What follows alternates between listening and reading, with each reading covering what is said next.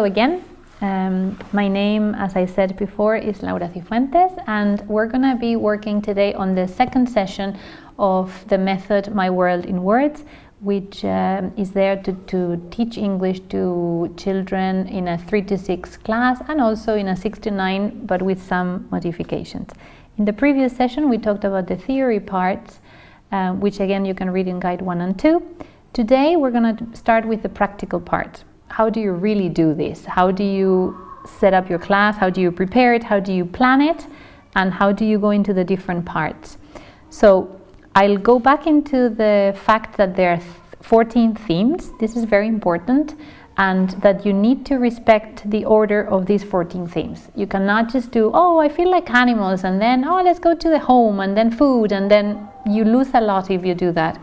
They've been set in an order for a reason, and there is a linking. For example, theme number 10, I think, or 11 is family. You can't do family first, because to do family, you must have done, for example, if you do family, right after, more than before, right after, you make to make sure that you do professions, that you do, you must have done the home, because the parents leave, they have their room, they do this in this part of the house, mommy whatever, daddy whatever, in the house they do this in this part of the house. So for example, the house should be before the family, profession should come right after. So mom is a nurse, dad is a taxi driver, my grandma is, I don't know, whatever, I can't think of anything right now, any profession, and my grandpa is another profession. So profession should come close after family. Transportation should come close after family and close after professions, because my mom is a nurse, as I said, so mom, family, is a nurse, professions, and she works with an ambulance, or ambulance would be related somehow there. Soon after that, we need to do the city, because in the city there is a hospital. So you need to say, mommy is a nurse, she works with the ambulance, and she works in the hospital. So you can't just do hospital whenever, which is part of the city. You can't do professions whenever. There is always a linking, a relationship. You need to go through that. So the 14 themes are important, and you need to respect the order. Transversal themes, I talked about them last session as well, but I'll repeat. They're very short themes that are very important, but they're not as long in amount of vocabulary as the normal 14 themes. So you can do them quickly, present them quickly, these vocabulary items, and then turn them into a routine that you will use regularly, until it becomes really part of the children's language. So an example of a transversal theme would be numbers. We need numbers because we have 2 eyes, and animals have 4 legs, and whatever. We need numbers, so it's very clear for anything to name how many plates are on the table. There are 6 plates, so we need up to 10. We need to present numbers.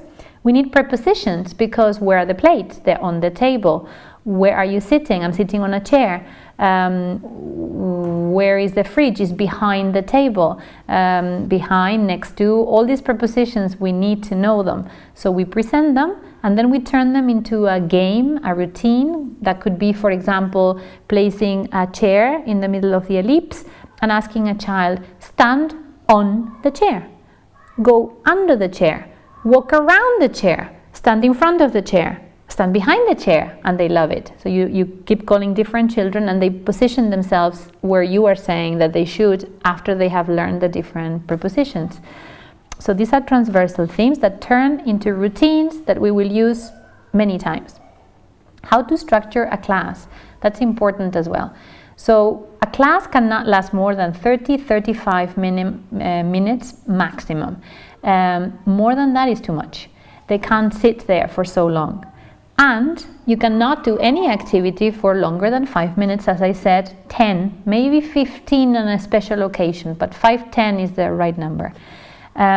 So what should be more or less the idea of like a model class or an example class? It would be always to start with a hello song, because we're going to create a routine, as I said, for this need of security that children have. So we started with a hello song. Good morning, how are you? That's a quick song, it lasts 2-3 minutes. After that, we're going to go into routines that before they become routines, we need to present. So if we're doing prepositions, we can use flashcards like this, or simply with an object, with a box and a ball. You can put the ball in front, next, behind, underneath, whatever, on. Or you can use flashcards. I have found this, behind, above, with a bird. And you can ask children to play something in these positions at the same time that you show the flashcards.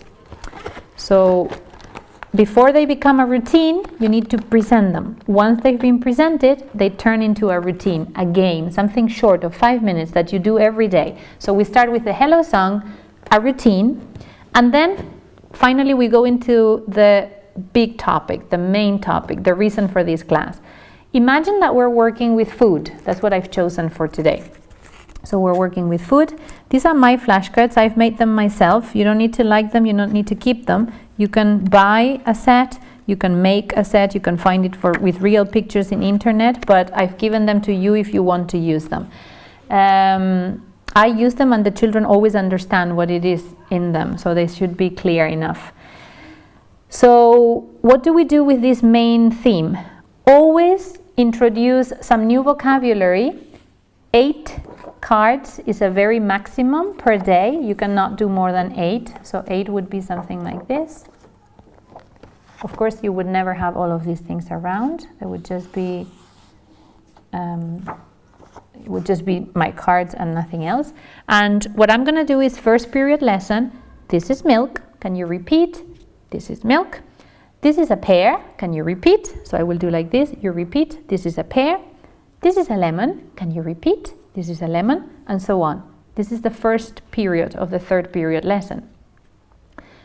Today, I also have to do a second period activity, or this will be forgotten. It's not enough. We need to work a little bit more on this.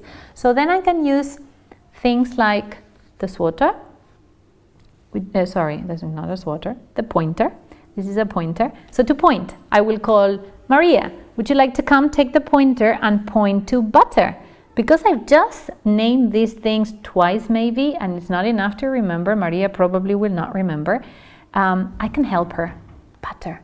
And you maybe think, but if you're pointing to it, what's the point? Well, the point is that she wants to hold the pointer, and by doing this, which is different from just me saying and then repeating, she is doing an activity where she's pointing and I'm repeating, this is butter, this is butter. So she's got butter another time. So with the pointer, I will be calling, and if necessary pointing, and she will point again, but she'll get it one more time. These 8 items will reappear tomorrow, plus a few more. So every day we're going to build up on a few more, a few more, a few more, a few more, until we've gone through all of the food items, and I think I have 30, if not more. So there are many, many items. We need to always review, but we cannot, when we are up to 30, we cannot review 30, because then the activity would take much more than 10 minutes and it would be boring and too long. So what do? We take some of today, from some of yesterday, from some of the first day. At the end, we don't have in front of me more than 14, 15, 16 maybe. That's the absolute maximum. They have to fit on a mat as well, and they won't fit if it's more than 16. So you present, you review, because every day you present new ones, you review old ones, and you'd use what we call second period activities. The pointer is a second period activity, because I call, they point. I name, they point.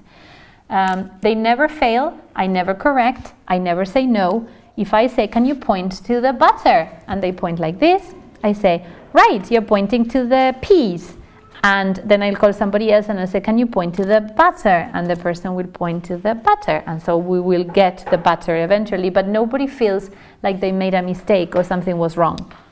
Another very useful tool to do activity 2, period 2, is the swatters. So I will ask the children, here, Maria, you hold the yellow flower. What color is the flower? Yellow, yes. What color is this one? Purple. So, Jenny, can you swat on milk? And actually, it's not Jenny, both of you. Can you swat on milk?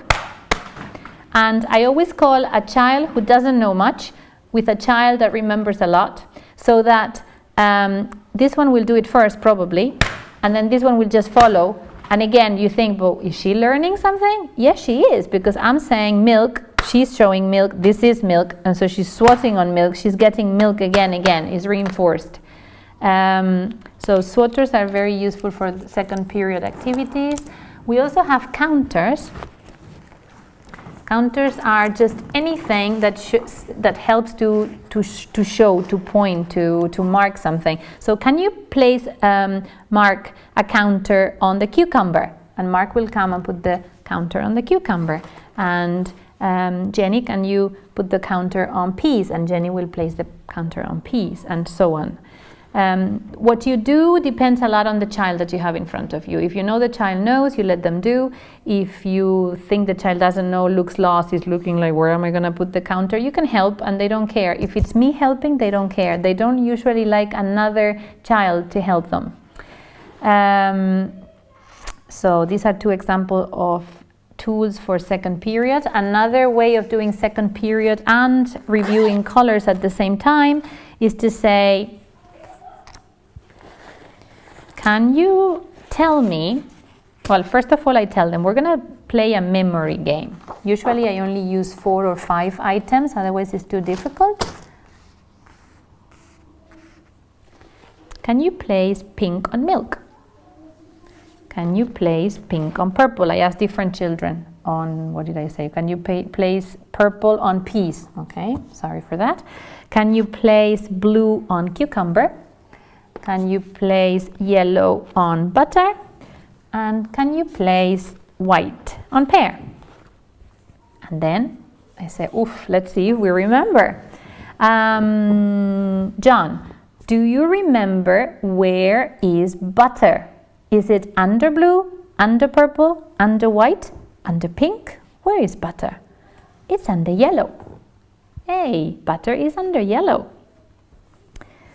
So that's the way this one goes. The child is in third period for colors because he has to tell me it's under yellow, but he's in second period for butter because I named butter. He didn't, I did. So second period so this is the way we use this color felts as a second period activity. One more I have that is very successful is fishing.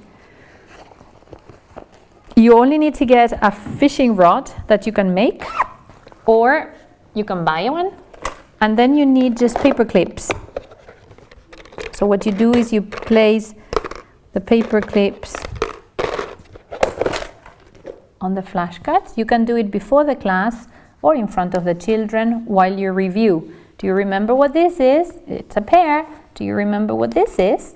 Yes, it's milk. Okay, now we can go fishing. So, I'm going fishing and I'm going to fish milk. This is milk. And I call another child and I say, would you like to go fishing? Yes, okay.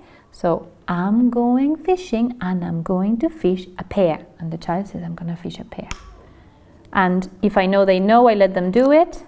If I see that it's really too soon, I've just done the presentation, it's too early for them to remember, I can guide them just by pointing a little bit, and it's not important that I'm showing them because they're repeating and they're getting it. So this is for fishing. Another way of doing it is building a tower, which has nothing to do with whatever topic you're doing, but the point here is to just give variety, to make them do something that they love doing, and at the same time reviewing the language. So I would say, Alice, where is the cucumber? Here. Okay. Now can you take 2 blocks? And Alice will take 2 blocks. What colors have you chosen? Green and yellow. Can you place them to build a tower? Okay. I call another one, Sandra. Where are the peas? Here. Okay. What blocks have you chosen? Blue and yellow. So you place them to build a tower. And every child takes a turn choosing colors and pointing to the right fruit or food. And we continue building the tower until it gets quite high. And when it's enough that I see that I'm losing them, I stop. Again, second period, because I'm naming. If they choose, if they're the ones who tell me, Laura, this is a pear, and then they put the blocks, they're doing period 3. And if I see that a child is ready for period 3, I let them do period 3, of course, because my objective is to get everybody in period 3. Period 2 again. This is me wearing the headband.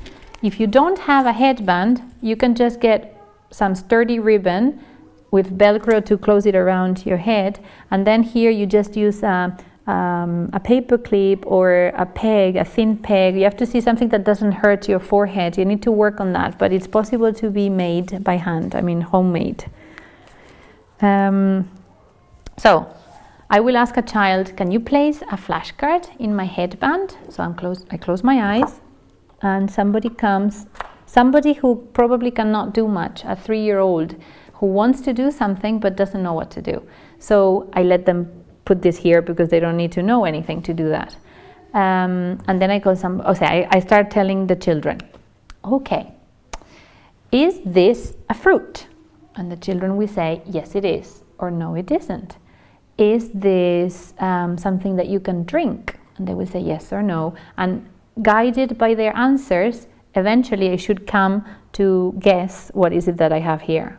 If I guess it right, they'll be happy, and if I don't guess it right, they'll laugh and it will be funny and it's okay. The important thing is to ask them the questions and get them looking at this to answer yes or no, because that means that they know what it is, and they're helping me to get there.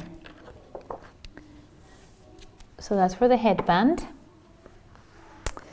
The last one that I have here, and it's not the last one that exists, there are so many more things you can do, and they're all named and detailed in a document called Teaching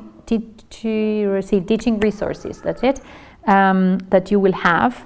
There is a description of every period 2 and period 3 activity that I have been able to design or to invent or to copy from somebody or whatever. This is only to show you, it's a demonstration of how to use them, but normally by reading my instructions you should be able to reproduce the activity. This little puppet, I found it on the bin, on a container in the street. It was to be thrown away. And I brought it home and I thought I have to give it a use. So I made it into a character that comes from India. His name is Amir. And he wants to learn English. And he would like you guys to teach, you guys, the children, to teach him English. So he will ask you for help with a bit of an accent. And every time you show him a period 2 activity, I will ask, can you show Amir where the pear is? And the child will come and say, Amir, this is a pear.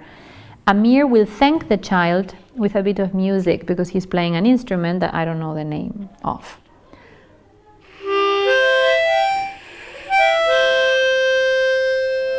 That's the way he says thank you, and the children just love it because they get this. So they keep showing and saying, and he keeps thanking and repeating with a little bit of an accent. Thank you. Can I repeat? This is a pear. Yes, pear? And the children say, yes, Amir, that's a pear. Okay. At the very end of the activity, he says, can I say big thank you to all of you? And the children say yes. So he dances a little bit.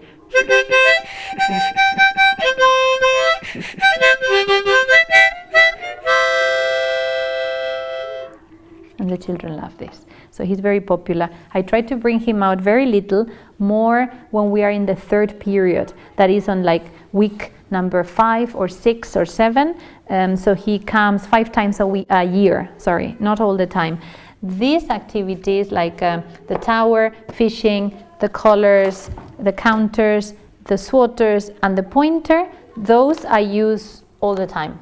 They come up in every topic. Every time we do a new topic, they come back. And sometimes I even repeat them in a same 7-week time for a particular topic. So this is what I wanted to show you as to how to present cards. 1st period, 2nd period and 3rd period, how to introduce the ones from yesterday plus the new ones from today. That's the way I do it. I hope it's clear. For transversal themes, I've already done it actually, is when you present the prepositions or the numbers and then you turn it into a routine that you use regularly. One routine that I like very much is this one. It's the weather window. My poor weather window has been used for years, so it's a bit damaged. I should create a new one. It was Amazon envelope for something that I got, and it was perfect to turn it into a window. I put blue to sort of make the sky, and you need a clip to hold the weather cards. Here are the weather flashcards: sunny, snowy, rainy, windy, cloudy, and I made this one because it wasn't there, stormy, if you want to have it, or maybe you don't need it, stormy. So what I do is, once I've presented these cards, I tell the children, now let's do the weather window. The question that we need to ask is, what's the weather like today? Can you repeat? What's the weather like today? And then we place the cards, one card here. I tell them, close your eyes. Everybody closes their eyes. And I fix snowy. Okay. So, Matilda, can you come and open the weather window? Matilda will come. And I ask her, Matilda, do you remember the question? What's the weather like today? And Matilda will open the window. It's snowy today. It's snowy today. Now look out the window. Is it really snowy today? No, today is sunny. Okay, so today is sunny outside, but in the weather window, it's snowy. You've seen how short this activity is. You only do it once, but you do it every day for a long time, and then you change it into another one, another routine that you need to practice with prepositions, or with days of the week, or with months of the year, or with actions, or with, I don't remember what other transversal themes are there, but they're all listed in the guide. So, last thing for today is how to choose and present games. So I've been talking with some of your colleagues, and actually the distinction between presentation of materials, this type of tools, and games is very small. To some of them it was all the same. So what I'm going to show you now, you can take it as maybe just another way of doing period 2 and period 3. It's just that I use them less often after I've used these ones before. And they are more like real games that people play in their homes. But it's also for period 2 and period 3. So for example, you can make a bingo for for every theme. And you can find them already made in internet. I can give you some addresses. I found this one in mesenglish.com. So this is about the home. You just need to make sure that the parts of the home that they've chosen correspond to the ones that you've been working with the children. But if they do, fine. If not, you can just make a slight modification, or maybe put, I don't know, glue some card on one because that one you've never done, or just add it as an extra card to your set of cards for that theme. And then you give one card to each of the children, and you need little counters. I use chickpeas. I have a pot full of chickpeas, and that's what the children use to mark if they have or not the one I'm going to call. At the beginning, I am the one calling with the control card, and later, when the children are capable, they can do the calling. So I will say, okay, this is called bingo. I'm going to call the names of the parts of the house. If you see them in your little card, you're going to place a counter on it. So if I say living room, do you have the living room? And you have the living room, you're going to take a chickpea and place it on the living room. When one line is full, or the card is full, you can say bingo! And that's the objective of the game. So let's start. I'm going to give you chickpeas. Everybody has chickpeas. And I'm going to start calling. Do you have the garden? And if they have the garden, they put a chickpea on the garden. Do you have the bathroom? And so on, until somebody starts singing bingo, bingo, bingo. You can stop before. Usually you should let at least one bingo happen, and if you can, a few more, but it all depends on how they are managing. Is it too long for them? Are they tired? Do they need to move? You need to have all these things into consideration. to take these things into consideration. You never let a 3-year-old play by himself or herself. You always place 3 years old with a 4-year-old or a 5-year-old. Otherwise, they cannot do it. So the 3-year-olds have to be conveniently placed next to somebody who can run the game or play the game. So that was one, bingo. Another one that you can use for every theme is memory. The idea of memory, this is for animals and it's not a very good example, but it's the only one that I found, is to have 2 of each. So 2 giraffes, 2 pigs, like for example, let's remove this. And so here we have 2 giraffes, 1 and 2. We have, I haven't prepared it, so I don't have it right. Let's see if over here, 2 ducks, 2 zebras. And I think that will be enough for demonstration purposes. So you mix them up, you turn them back, and you say, okay, I'm going to show you the way we play memory. I say, this is a zebra.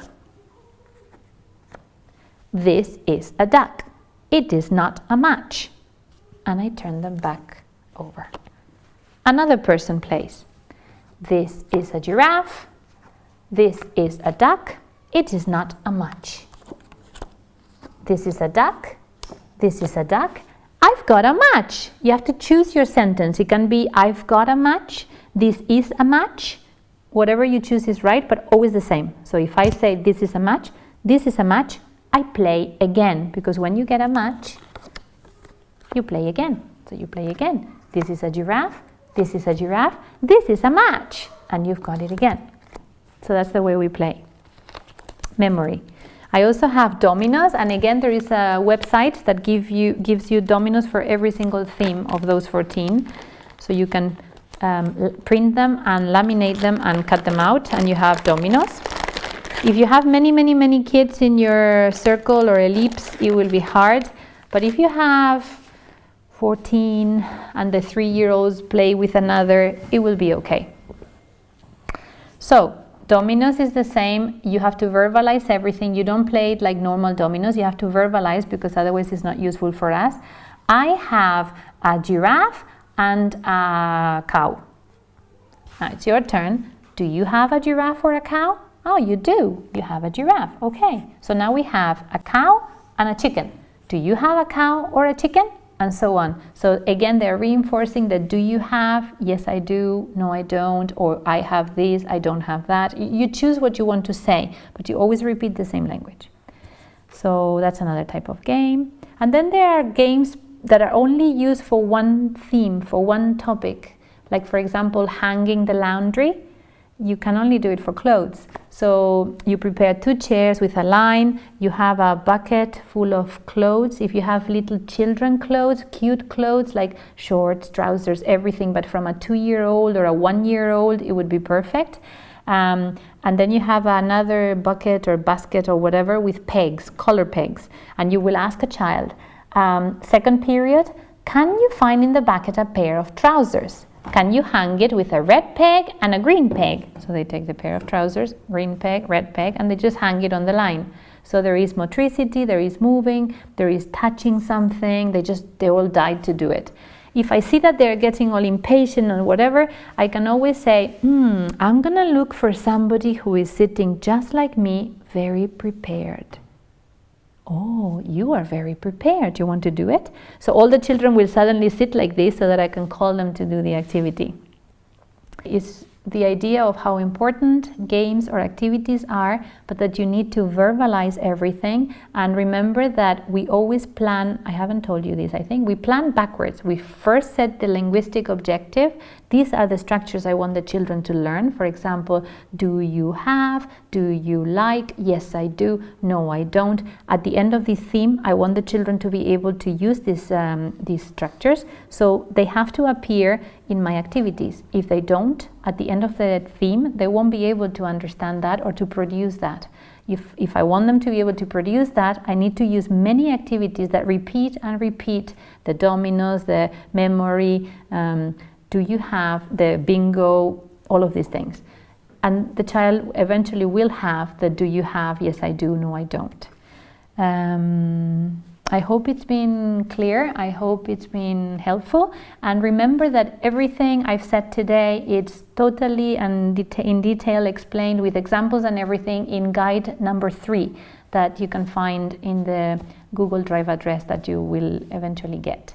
Thanks very much, and contact me if something is not clear.